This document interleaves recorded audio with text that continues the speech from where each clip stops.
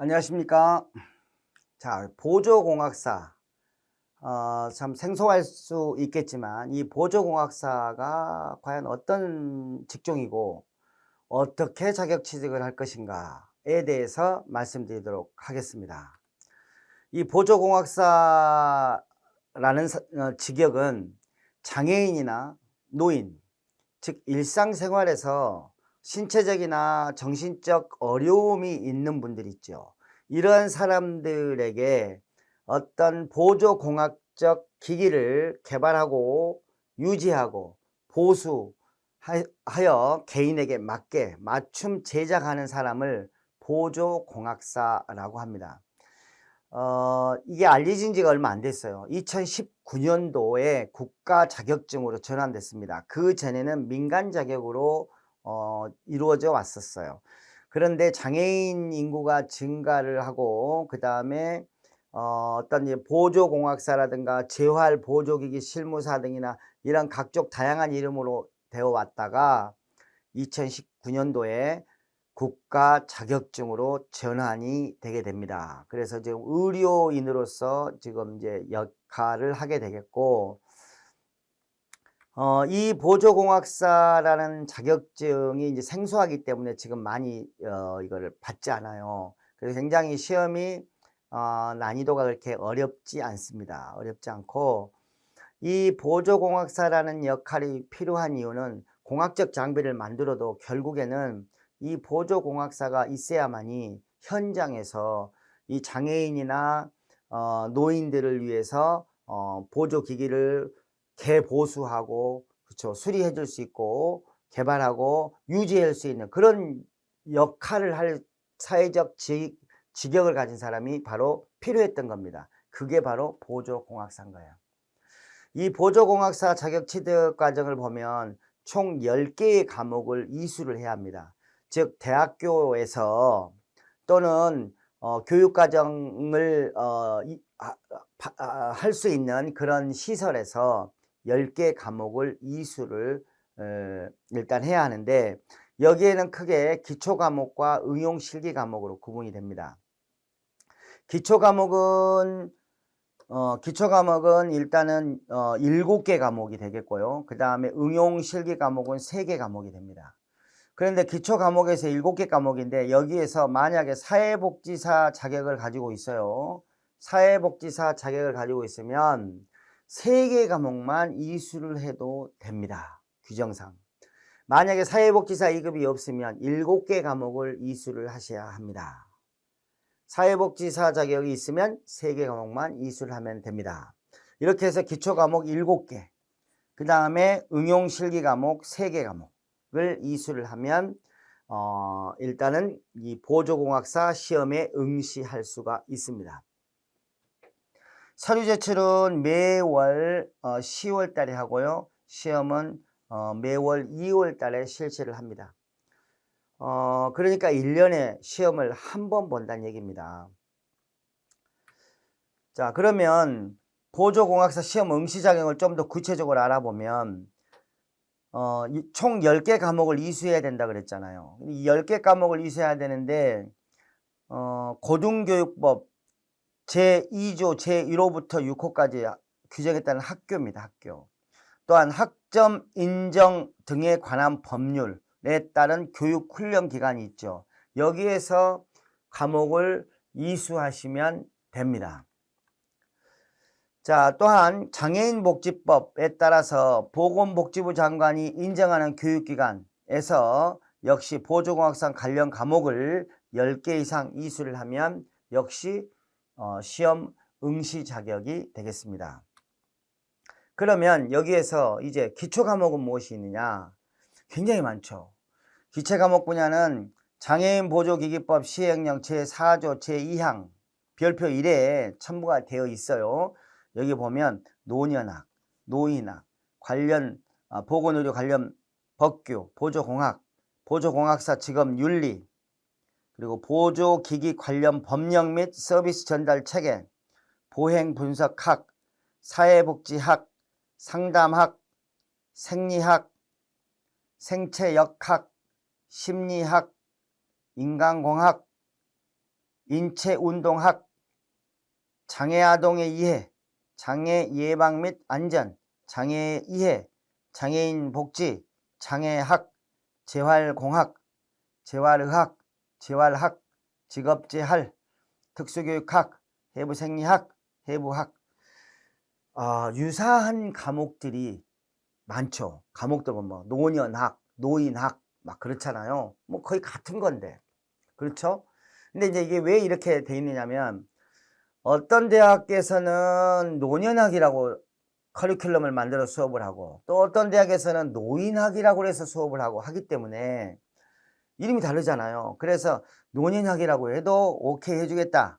노인학이라고 해도 오케이 해주겠다 라는 얘기예요. 재활학이라고 해도 해주겠다. 재활의학. 어떤 이름일 수 있기 때문에 이제 이러한 이름만 있으면 이름만 동일하면 우리가 오케이 하겠다는 거예요. 그래서 이제 이렇게 여러분들이 기초, 자, 여기에서 이제 제가 파란색으로 보조공학, 그 다음에 보조기기 관련 법령, 보행 분석학, 생체역학, 인체운동학, 장애학, 해부생리학 이렇게 해놨잖아요. 이 과목들이 대체적으로 여러분들이 시험 보기 용이한 과목들이고 그 다음에 알면 여러분들이 나중에 보조공학사로서 활동을 할 때 도움이 될 커리들입니다. 그래서 여러분들이 지금 이 보조공학 자격을 취득을 하기 위해서 우리가 인강을 들을 때 이 과목들을 제가 강의를 해놨어요. 이 과목들을 보시면 자격 취득에 굉장히 도움이 될 것입니다. 사회복지학은 만약에 여러분들 사회복지사 자격 가지고 있는 분들 계시잖아요. 그런 분들이 많기 때문에 그런 분들은 사회복지학 빨간색으로 해놨습니다. 왜냐하면 이 사회복지학 과목 여러분들이 사회복지 자격을 취득하면서 받았던 그 과목 내용이 굉장히 많잖아요. 거기에서 여러분들이 그 내용을 생각하시면 돼요. 그러니까 요거는 여러분들이 볼 거라 보고 심리학 여기서 심리학도 어려운 심리학이 아닙니다. 일반 사회 심리예요. 그래서 역시 이것도 어렵지 않을 것이라 판단해서 이렇게 세 과목을 하셔야 되는데 여기 인강에서는 제가 파란색 위주로 강의를 해놨기 때문에 훨씬 더 여러분들에게 선택의 폭을 제가 넓혀주기 위해서 이렇게 파란색으로 했습니다. 그 다음에 응용실기 과목도 보시는 바와 같이 엄청 많죠. 기계공학부터 시작해가지고 프로그래밍까지. 응용실기는요 거의 공학이에요. 공학. 그래서 이 과목도 굉장히 많습니다. 어떤 과목을 하시든지 이 과목 중에서 여러분들이 선택하시면 돼요. 제가 청색으로 해놓은 보조기기 적용훈련 교육, 보조기기 제품 개발 사용 적합성 평가, 표준화 품질관리, 임상사례관리, 이동보조기기, 일상생활 보조기기, 의사소통, 자세유지, 정보접근, 재활제어 인터페이스. 가급적 이 파란색을 제가 인강에서 강의를 했습니다. 때로는 이게 하나 과목이 너무 많지 않기 때문에 같이 해서 말씀드리기도 했어요.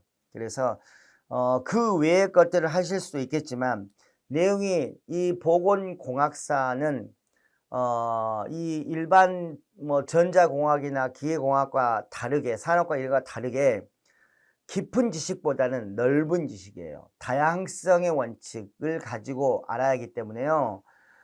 여러분들이 막 전자공학을 공부한다. 그렇다고 해서 여러분 보조공학사 자격을 받을 수 있는 건 아닙니다. 그래서 제가 체크한 보조공학사로서 역할, 직역을 잘 수행할 수 있는 것은 어떤 정보를 갖고 있느냐? 바로 이런 거예요. 일상생활 의사소통, 이동보조기기 이런 능력들이 굉장히 중요합니다. 거기에 제가 이제 재활제어 인터페이스라는 거는 이게 결국에 약간의 전자공학적 성격을 갖고 있기 때문에 한 거고요. 그래서 여러분들이 응용실기 과목을 이렇게 많지만 본인이 예를 들어서 나 기계공학과를 전공했어요 라고 하신다면 이걸 선택하시면 돼요. 그렇죠? 시험에서 난 전자공학을 전공했어요. 그러면 전자공학 이거 하시면 됩니다.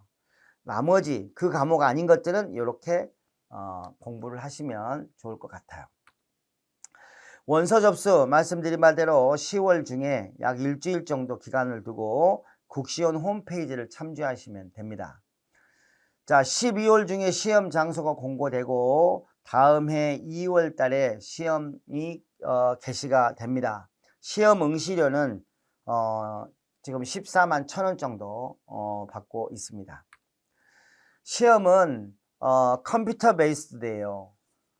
CBT 방식이고 막 시험지가 나온다거나 이게 아니고 전산상으로 보는 시험지인데 여기에서 기초와 응용이 두 가지로 나뉘는데요. 기초는 70문항을 오지선다형으로 봅니다. 시간이 60분이에요. 그러니까 기초 시험을 60분 동안 앉아서 70문항을 보는 겁니다. 여기에서 이제 중요한 것은 1시간을 집중해서 70문항을 풀 수 있느냐요. 그러니까 결국에 한 문항당 1분 이내에 풀어야 되잖아요. 약 한 40초 만에 풀어야 합니다. 그러면 결국에 오지선다잖아요. 그러면 문제 있고 지문을 1번부터 5번까지 읽으면서 이거를 흔들리지 않고 60분을 70문항까지 할 수 있어야 합니다. 이러한 집중력이 굉장히 중요하다.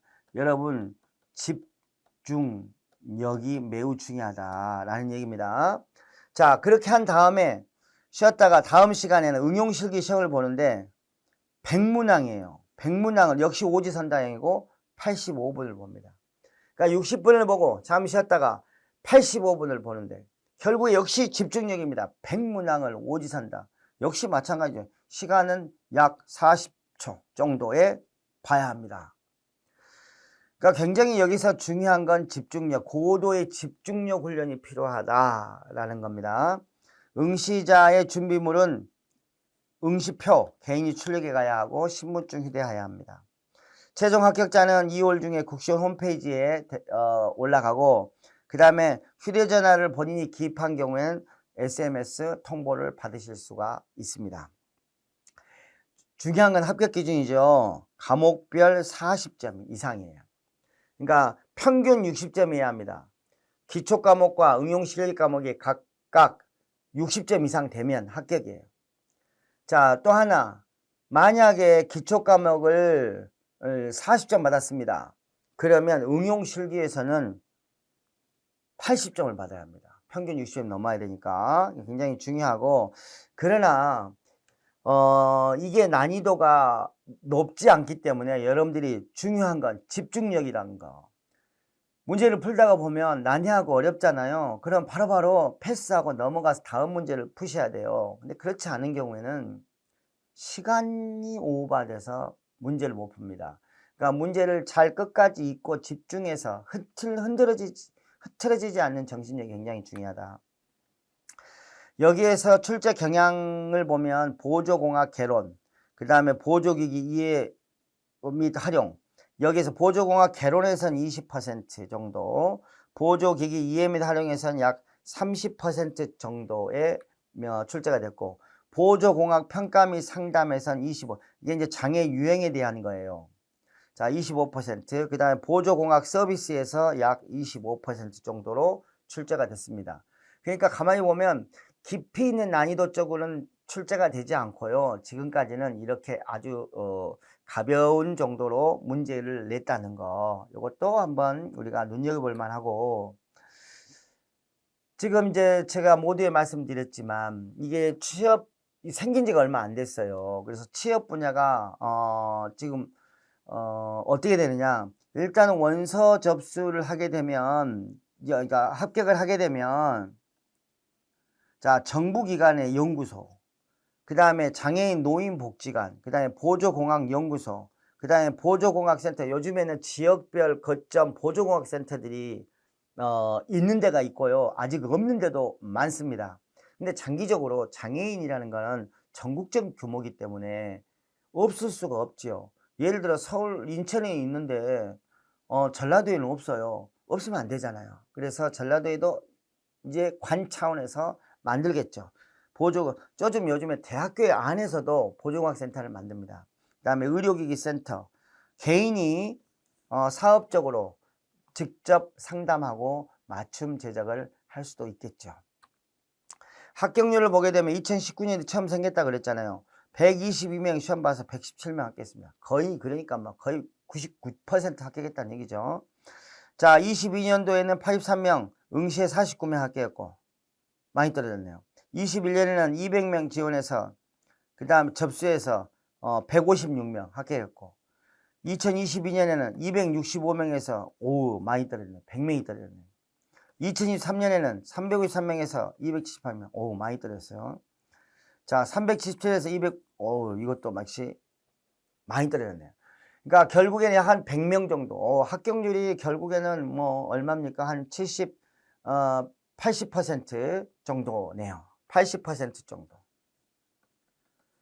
그러니까 80%라도 이게 쉽다 생각하면 쉬울 수도 있지만 또 어렵다라고 생각하면 내가 20% 들어갈 수도 있잖아요. 어렵다 생각하면 어려울 수 있다. 그러니까 결국에는 지금 얘기하고 싶은 거는 지금까지 합격률은 응시률에 따라서 이게 그렇게 낮지 않고 80% 수준을 유지한다는 거예요. 보세요. 처음에는 거의 100이었잖아요. 그러다가 점차적으로 이 갭을 보면 비슷합니다. 즉 뭐냐? 합격률을 80%로 조절하고 있구나라는 걸 알 수가 있습니다. 여러분 80% 들어가야 되지 않겠습니까? 합격 전력을 보게 되면 일단은 내가 전공을 뭘 했느냐에 따라 달라지죠. 이과나 보건 계열이라고 한다면 그러면 장애인, 초고령 사회인, 미래사회, 미래노인에게 보조장치를 만들 수 있는 사회복지국가인 우리 정부, 지자체가 개인에 맞게 보급하잖아요. 국가에서 또는 지자체에서 개인에 맞게 지원 보급하고 있기 때문에 전망이 매우 좋다고 봐야 돼요. 장애인을 우리가 우대하고 하는 이런 존중하는 사회잖아요. 함께 하는 사회이기도 하고 결국에는 사회복지국가로 우리 가려고 하기 때문에 이런 장애인이나 또 초고령 인구가 많아지잖아요. 결국에는 전망은 밝다. 그래서 선택 과목을 결정할 때는 기초 과목의 경우에는 이과의 보건 계열이라면 이런 거 보건공학, 인체공학, 장애이해, 장애학, 재활학, 해부생리, 사회복지학, 심리학, 생리학, 생체공학 이 중에 선택을 하는 게 유리하다. 그 다음에 응용실기 과목도 이렇게 제가 말씀드린 제가 강의를 해놓은 부분에서 선택하는 것이 굉장히 유리하다라고 보시면 됩니다. 장애 진단 및 평가 이것도 꼭 보셔야 돼요. 자, 그래서 이제 전망은 결국에 굉장히 좋다라는 얘기를 한 거 지금 똑같은 말이 또 나왔네요. 왜 또 나왔어요? 그만큼 전망은 지금 우리가 초고령 사회로 가고 있기 때문에 또 장애인이 점점 증가하고 있기 때문에 결국에 우리는 미래 사회는 거기 복지국가로 가려고 하잖아요. 방향성이 일치가 된다는 거예요. 노인 인구도 많아지는데 사회복지국가로 가려고 하니까 결국에는 전망은 매우 긍정적이다라는 얘기를 또 하고 싶어서 또 나왔네요. 이 문장이. 장애인 보조 연구, 신규 개발, 관리, 보수, 수리 등에 관심이 있는 사람 또는 장비나 연구에 관심이 많은 사람들한텐 이 자격 특히나 권장을 합니다. 자, 이 보조공학사 생긴 지는 얼마 안 됐지만 미래 사회가 결국에는 가는 방향에 보조공학사라는 국가 자격이 중요한 역할을 하게 될 것이다 라고 생각을 하고 여러분들 보조공학사에 많은 관심을 가지시고 여러분들 조금만 노력하면 이 자격을 쉽게 취득할 수 있고 또한 자격을 취득한다면 여러분들도 미래 사회복지국가로 가는데 큰 일조를 할 것이다 라고 생각을 합니다. 이상으로 보조공학사 과정 소개에 대해서 모두 마치도록 하겠습니다. 화이팅입니다.